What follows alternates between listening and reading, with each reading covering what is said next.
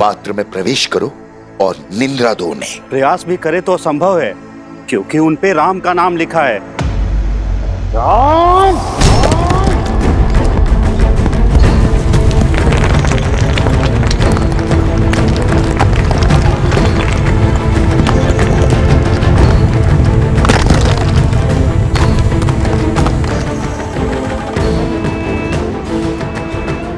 नहीं, घड़ा मत उठाना। ये सब किसी माया जाल से लगता है। चलो ऐसे ही आगे बढ़ते हैं। श्री राम, श्री राम, श्री राम। अभी भी नहीं गिरा पात्र। कोई बात नहीं, जल भरने के लिए जब झुकोगे तो पात्र तो उतारना पड़ेगा। तुम सब सज्ज रहना। जैसे ही वो जल भरने के लिए पात्र निकालें, आक्रमण कर देना और दोनों को सुला देना। समझे? जाओ।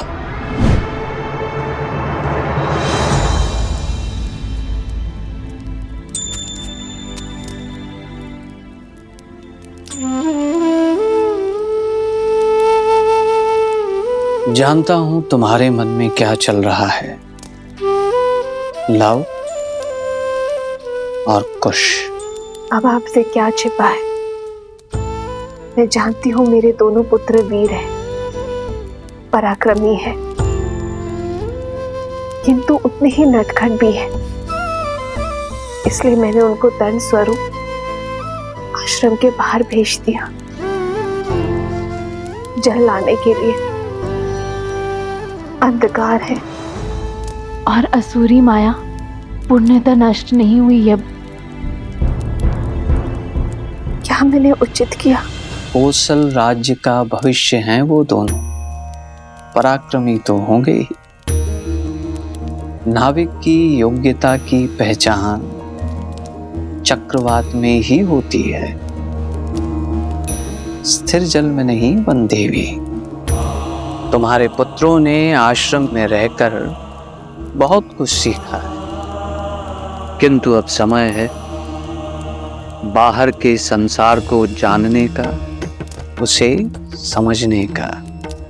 मुझे आपके कहे हर शब्द पर और अपने पुत्रों के शौर्य पर पूरा विश्वास है। और अब तो मुझे प्रतीक्षा है केवल उस क्षण की, जब मेरे पुत्र अपने पिता, अपने पूजने से मिलेंगे, प्रभु श्री राम से मिलेंगे। तथास्तु। और लव कुश की चिंता छोड़ दो बंदेवी। अपने पिता और माता की भांति उनमें भी हर संकट का हल खोजने का सामर्थ्य है।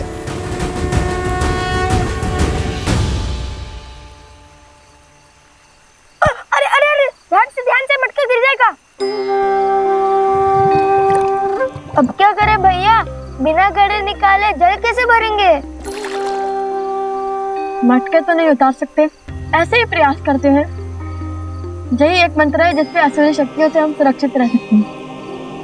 घड़े में वो प्रवेश नहीं कर सकते हैं।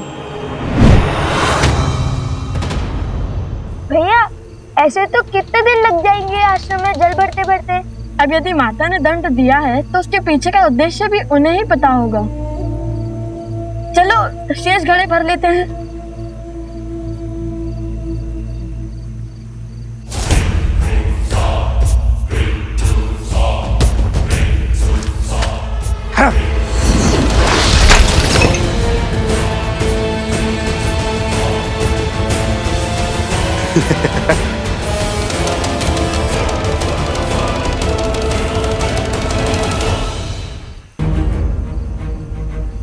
यहाँ अवश्य ही कोई असुरी माया है जो हमें रोकना चाहती है।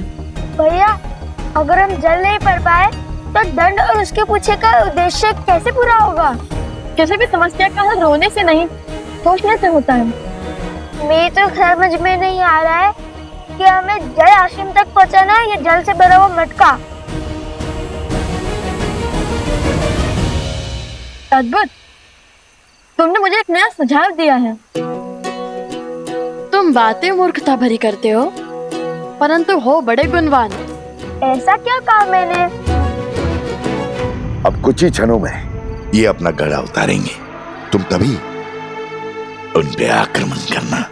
तुमने कहा कि हमें जल्द आश्रम तक पहुंचाना है, अब चाहे वो घड़े में हो या नहीं। मुझे तो कुछ समझ में नहीं आया भैया।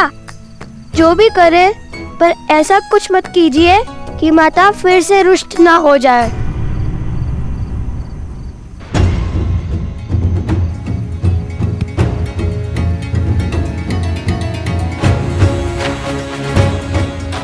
तुम चिंतित ना हो, तुमने जो सुझाव दिया है उससे माता प्रसन्न नहीं होंगी, दुखी नहीं। तो बोलो जय श्री राम, जय श्री राम, जय श्री राम, जय श्री राम, जय श्री राम, जय श्री राम।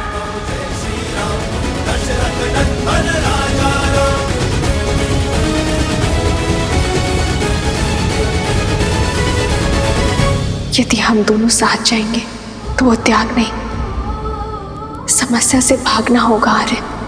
जिस क्षण महाराजा राम महारानी सीता को त्यागेंगे, उसी क्षण अयोध्या के सब दुख मिट जाएंगे। महाराजा राम महारानी का त्याग करना होगा।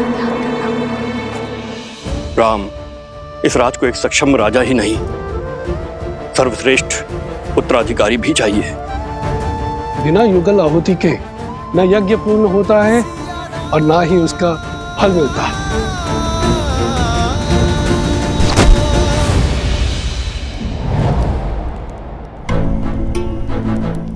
हनुमान,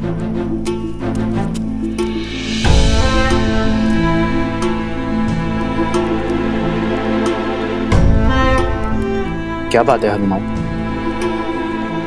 तुम्हारे मुख पर व्याकुलता? प्रभु, सहस्त्र रावण के पुत्र चंद्रबाहु ने वानर राज सुग्रीव की पुत्री त्रिनावती का अपहरण कर लिया है। इस कारण महाराज सुग्रीव के राज्य में बहुत अशांति फैल गई है। इस विपदा से निपटने के लिए महाराज सुग्रीव आपका परामर्श और आपकी सहायता चाहते हैं।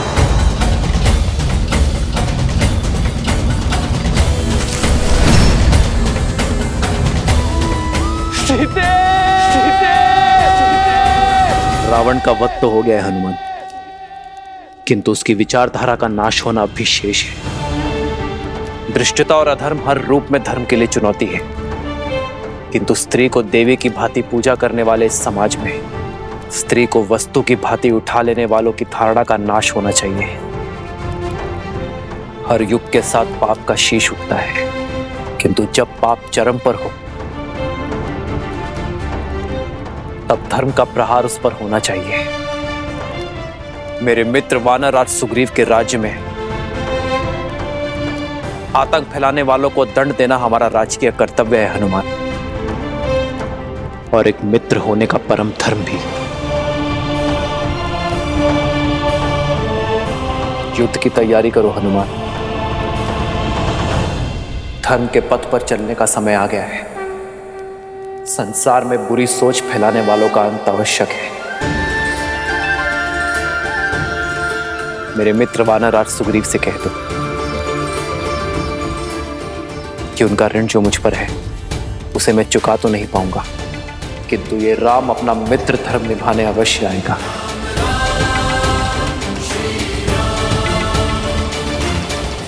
वंदिनी, वंदिनी, वंदिनी, क्या हुआ कुमुदनी?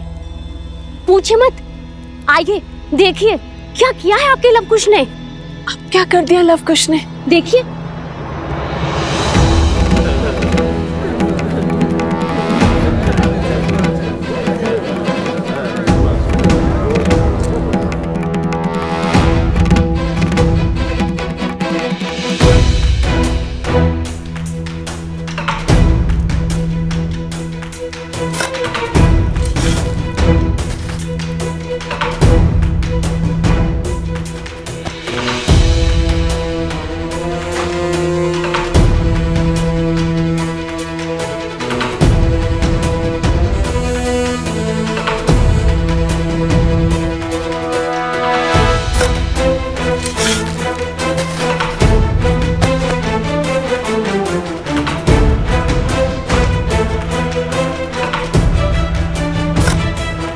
क्या कर रहे हैं ये लोग?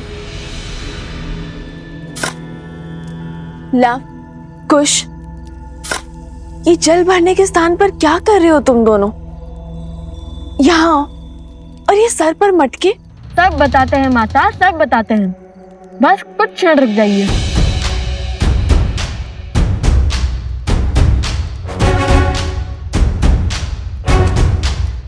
खुश, चलो वो खोल देते हैं।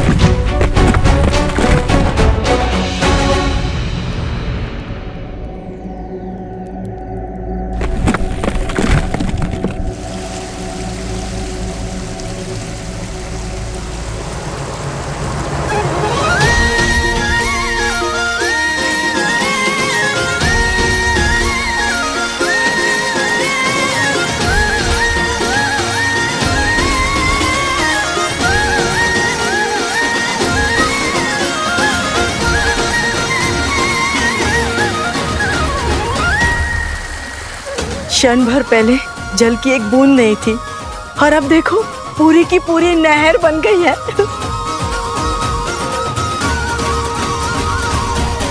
और लव कुश की चिंता छोड़ दो बंदेवी। अपने पिता और माता की भांति उनमें भी हर संकट का हल खोजने का सामर्थ्य है।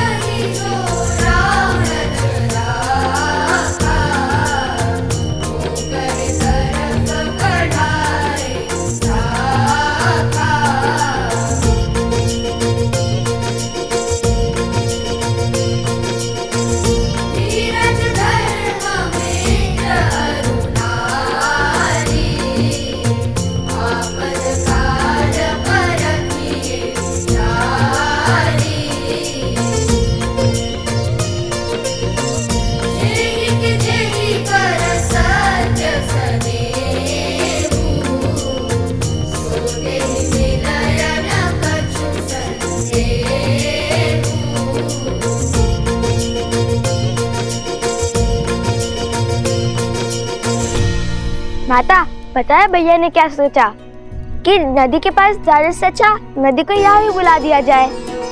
अब इस आश्रम में किसी को भी जल की समस्या नहीं होगी, चाहे कोई बालक कितने भी मटके की ना फोड़ दे।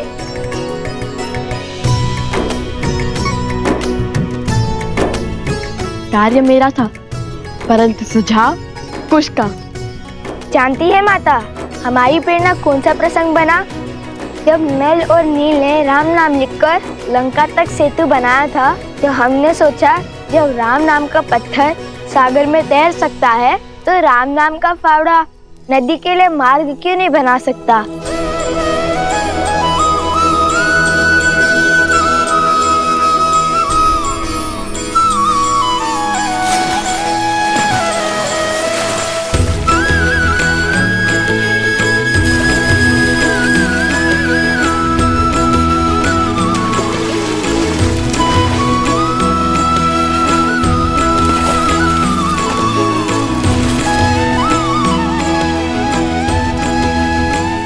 ईश्वर ने लव कुश के भविष्य में क्या रचा है वो तो मैं नहीं जानता, किंतु इतना अवश्य जानता कि ये दोनों अपने भविष्य को आलिंगन करने के लिए पूर्ण रूप से सजे।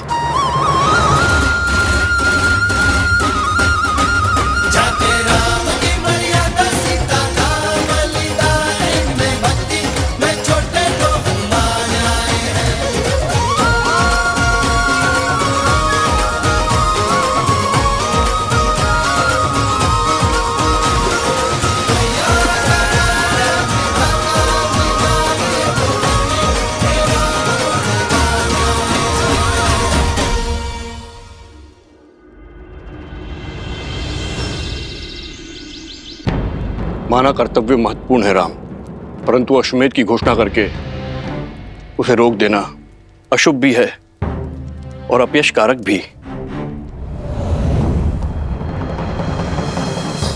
अश्वमेध यज्ञ अवश्य होगा आचार्य।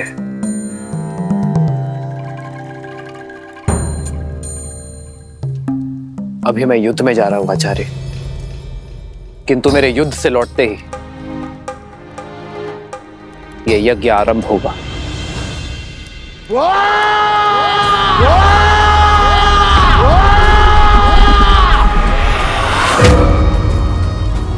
सहस्त्रमुख रावण पराजय के बाद पीछे नहीं हटता और प्रचंड शक्ति से वार करता है। अश्वमेध यज्ञ कदापि नहीं होगा, राम राज्य कभी स्थापित नहीं होगा। पिताश्री, चंद्रबाहु ने आपकी आज्ञा का पालन कर सुग्रीव की पुत्री तृणावती का अपहरण कर लिया है।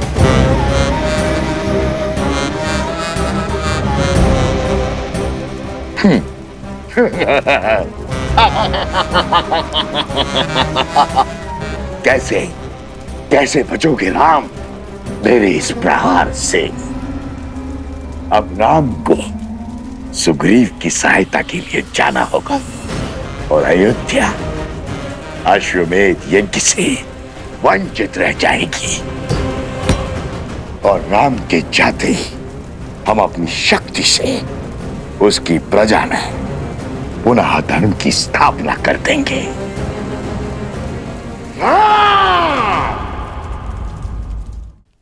केवल आपके लौटने से क्या बात बन जाएगी महाराज?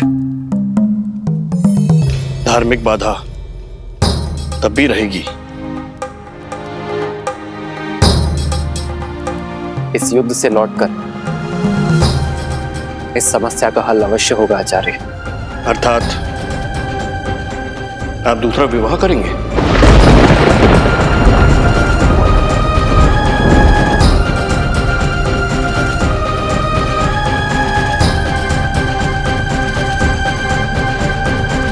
रघुकुल रीत सदा चली आई, प्राण जाए पर वचन न जाए। एक बार वचन देने पर उस विषय में आपका शिष्य दोबारा कैसे सोच सकता है? मैंने सीता को एक पत्नी व्रत का वचन दिया है, परंतु मेरे विवाह के बिना भी अश्वमेध यज्ञ अवश्य होगा।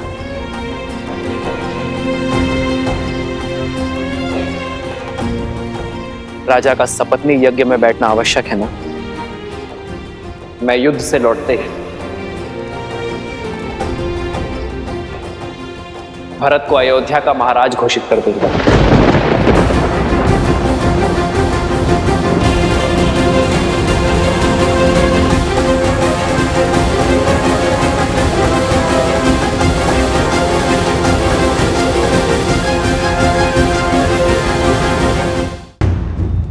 भैया, और तब भरत अपनी पत्नी के साथ यज्ञ की वेदी पर भी बैठेगा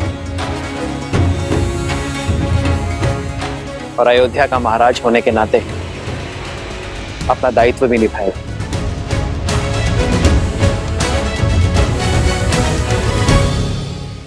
ये क्या कह रहे हैं आप भैया? नहीं, ये मुझे स्वीकार करना होगा भरत। क्योंकि ये मेरा निर्णय है। समझने का प्रयास करो भरत। या तो तुम अयोध्या के महाराज बनोगे या सीता का ये राम किसी और का पति।